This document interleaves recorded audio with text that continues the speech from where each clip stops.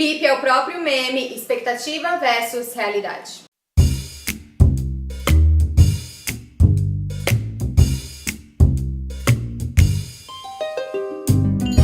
Gente, no último vídeo que foi sobre animais fantásticos e onde habitam, comentaram que eu devo ter anotado antes de começar qualquer vídeo falar sobre Dickens. E na verdade, desde o especial de Natal eu venho falando muito sobre Dickens, e para uma pessoa que fala tanto sobre Dickens, eu percebi que existiam poucos vídeos sobre ele aqui no canal. Aí começou o ano e eu olhei aqui pra estante como se fosse catálogo da Netflix. E em vez de pegar um livro do Dickens que eu ainda não tivesse lido, eu peguei um que eu já tinha lido. Vai me dizer que vocês não procuraram filme pra ver e acabaram vendo aquele que vocês já tinham assistido umas 10 vezes. Mas foi ótimo, porque quando eu postei a foto do Grandes Esperanças, muita gente comentou que já tinha lido e que amava o livro. Grandes Esperanças é um livro já da fase fim de carreira do Dickens, o que é ótimo fim de carreira em escritores, porque geralmente os livros vão ficando melhores. E isso a gente percebe no enredo, que é um enredo bem mais maduro, o que inclusive gerou toda a polêmica com os dois finais. Grandes Esperanças é um livro narrado em primeira pessoa pelo nosso protagonista, Pip, e pausa pra comentar que esse livro é hilário, a narração é uma extravagância. Geralmente eu acho os narradores dos Dickens muito engraçados, eles são muito irônicos, é a epítome do humor britânico. Mas nesse livro ele tá selvagem, ele tá descontrolado. Bom, e o ponto de partida para a história do Pip foi um dia em que duas coisas aparentemente isoladas, sem muita relação uma com a outra, mudaram a vida dele. Ele era criança e estava passeando lá pelo cemitério. Brincar no cemitério, apenas coisas vitorianas a se fazer. E lá nesse cemitério ele é abordado por um fugitivo. E esse fugitivo descobre que Pip morava numa ferraria, o marido da irmã dele é ferreiro, e ele pede pro menino arranjar uma lima pra ele poder cortar a corrente do tornozelo. E o Pip, na base da ameaça, vai lá e rouba a lima da ferraria. Mais tarde, no mesmo dia, que é Natal, Dickens em Natal, o maior chip que vocês respeitam, um tio da família aparece lá pra comer com eles e comenta que a Miss Havisham, que é uma senhora super rica e super excêntrica que vive na cidade, tava precisando de um garoto. E assim fica decidido ali que Pip seria enviado pra casa dessa mulher. Eles esperavam que ela fosse, sei lá, padrinhar o menino. Então no mesmo dia, Pip se tornou cúmplice de um foragido da justiça e aparentemente o protegido de uma senhora rica. Chegando na casa dessa senhora, ele descobre que a função dele ali seria ser humilhado. Miss Havisham tinha adotado uma menina, Stella, e Pip deveria ir lá uma vez por semana pra brincar com Stella. Stella é tipo a Maria Joaquina do Carrossel. É a melhor comparação que eu consegui fazer. A Maria Joaquina é uma menina rica, toda patricinha, gossip girl, e aí tem um menino da turma dela que é pobre e ele se apaixona por ela. Ele tem um crushzinho nela, né? Tipo, ninguém se apaixona no jardim de infância. E ela fica humilhando o menino. A Stella faz a mesma coisa com o Pip. E o Pip começa a se sentir muito inadequado para aquele ambiente. Ele sabe que ele nunca vai poder se casar com a Stella porque ele não está ao dela. Deixando algumas lacunas, porque obviamente eu não vou contar a história toda e por incrível que pareça, isso é só o começo. Pip recebe uma herança misteriosa, mas com uma condição: ele estava proibido de especular quem seria esse benfeitor misterioso. E aparentemente essa é a história que começou todas as histórias sobre heranças misteriosas de parentes distantes, de pessoas desconhecidas. Basicamente, profissão herdeiro. Meu sonho. E olha que enredo bem escrito. Tudo o que acontece na maior parte do livro foi sedimentado nessa partezinha inicial. São consequências, são o desenrolar de toda essa ação que está concentrada em 1/3 do livro. Grandes Esperanças é um livro muito Dickens. E ao mesmo tempo, não é. Assim como outros livros do Dickens, o protagonista é uma criança pobre, órfã, que sofre maus tratos. O Pip, ele é criado pela irmã, que se orgulha de dizer que o criou com suas próprias mãos, o que quer dizer que ela batia nele constantemente. E batia no marido também. E o livro funciona como um romance de formação, porque a gente acompanha o Pip desde a infância até a vida adulta. Mas diferente de outros livros do Dickens, em que o protagonista é inerentemente uma pessoa boa, o que é até uma crítica que as pessoas fazem, de que esses meninos do Dickens são muito bonzinhos, Pip é um babaca. Ele é um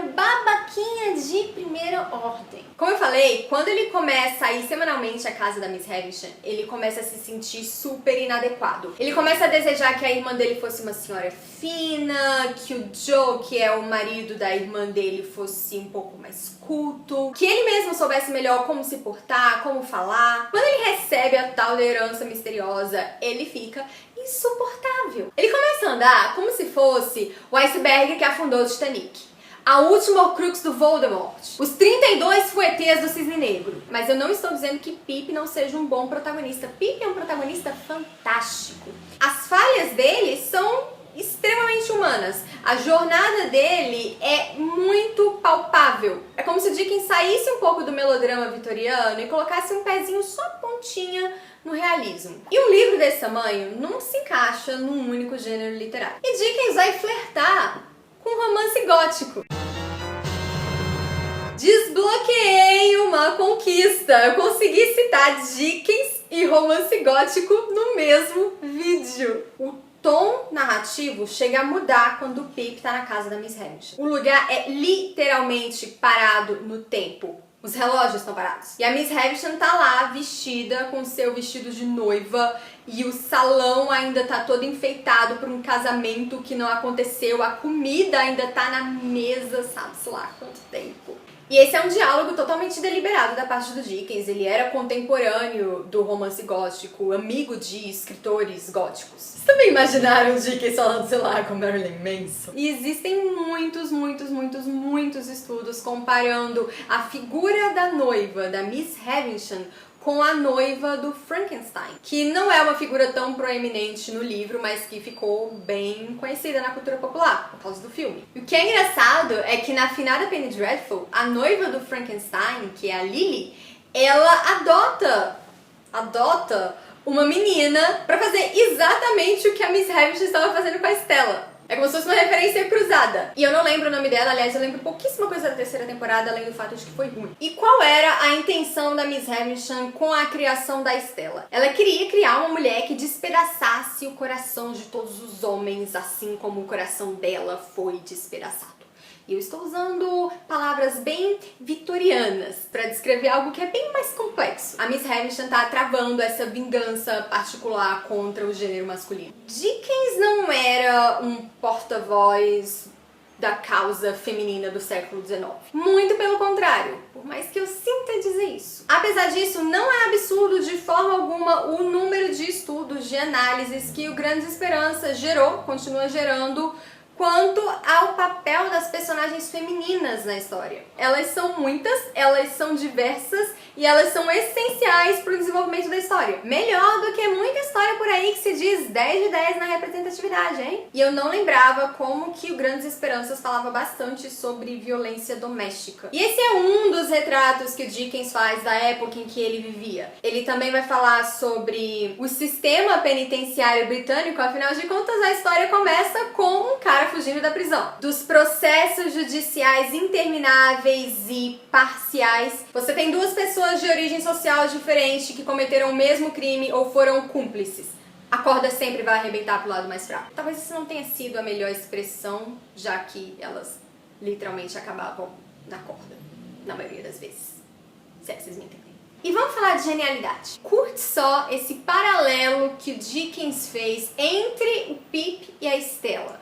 Ambos foram moldados segundo os interesses de terceiros. A Stella para ser essa senhora coração de pedra e o Pip para ser um perfeito cavalheiro. E tem a polêmica dos finais, que obviamente eu não vou detalhar para vocês exatamente, mas eu vou tentar comentar. Quando o Dickens escreveu esse livro, ele já estava em uma outra fase. Então o final original, na minha opinião, ele é mais realista, ele me parece mais natural, seguindo o fluxo da história, mas não gostaram. Um amigo do Dickens falou, isso não é Dickens, isso não é você, meu caro amigo, reescreve esse negócio aí. E aí ele foi lá e reescreveu o final que tem nessa minha edição. Parece que a edição da Penguin tem as duas, aí rola tipo um você decide. E não é que esse final seja ruim, na verdade ele é bem ambíguo e belamente escrito. Mas na real, esse é o tipo de discussão que a gente fica aqui sendo besta depois, porque não vai levar a nada, e o próprio Dickens disse que gostou mais do segundo final que ele fez. E antes de terminar, eu queria falar falar sobre as adaptações. Eu revi 2 adaptações depois que eu terminei o Grandes Esperanças. Eu revi a adaptação de 46, aqueles filme velho em preto e branco que eu gosto de ver, e a minissérie da BBC de 2012, 2011... São 2 adaptações bem fiéis, não no sentido de que eles filmaram cada página desse livro enorme, mas que eles pegaram o espírito da coisa. O filme de 46 corta vários dos subenredos, o que é compreensível. O problema é que subenredo em Dickens nunca termina como subenredo. Ele sempre se liga à história principal de uma forma que vai explodir tua cabeça. Mas pensa numa Miss Havisham trevosa. E nessas horas a fotografia em preto e branco ajuda. E aquela Estelinha, menina, é a cara da arrogância. Já a minissérie, por ser uma minissérie, consegue explorar essas subtramas e eles apostaram muito no lado história policial do Grandes Esperanças. Porque esse livro, ele consegue ser tudo. Ele é romance de formação, ele é romance gótico, ele é romance policial, ele é romance histórico. Tá aí uma coisa difícil de reparar quando a gente tá lendo,